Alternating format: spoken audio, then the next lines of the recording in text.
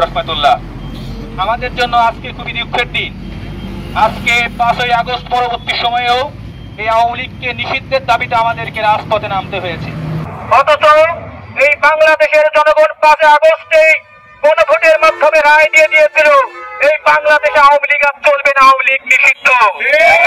আওয়ামী লীগকে ছাত্র জনতা 5ই আগস্টে গণভোটের মাধ্যমে রায় দিয়ে দিয়েছে, সেই আওয়ামী লীগের রাজনীতি এই শহীদের রক্তের উপর দাঁড়িয়ে আর বাংলাদেশে চলতে দেওয়া হবে না।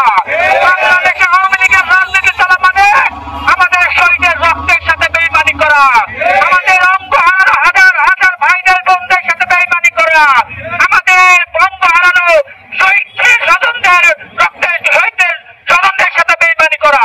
সুতরাং আমি স্পষ্টভাবে ঘোষণা করতে চাই, আজকের এই বিক্ষোভ সমাবেশ থেকে আমাদের শরীরে এক ফোঁটা রক্ত থাকা পর্যন্ত বাংলাদেশে আর কোন আওয়ামী লীগের রাজনীতি চলবে না।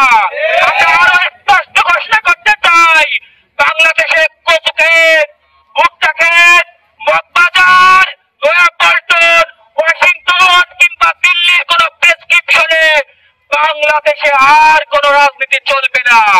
ডক্টর ইউনূসকে আমরা স্পষ্ট করে দিতে চাই, সরকারি প্রেসক্রিপশনে রাষ্ট্র চালানোর জন্য আপনাকে চেয়ারে বসানো হয় নাই।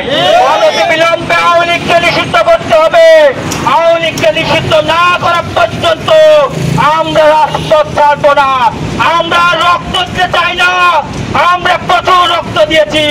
এখন আমাদের একটাই দাবি, এই রক্তের বদলা আওয়ামী লীগকে নিষিদ্ধের মাধ্যমেই দিতে হবে। ধন্যবাদ সবাইকে। বাংলাদেশ জিন্দাবাদ, বাংলাদেশ ইসলামী ছাত্র শিবির জিন্দাবাদ।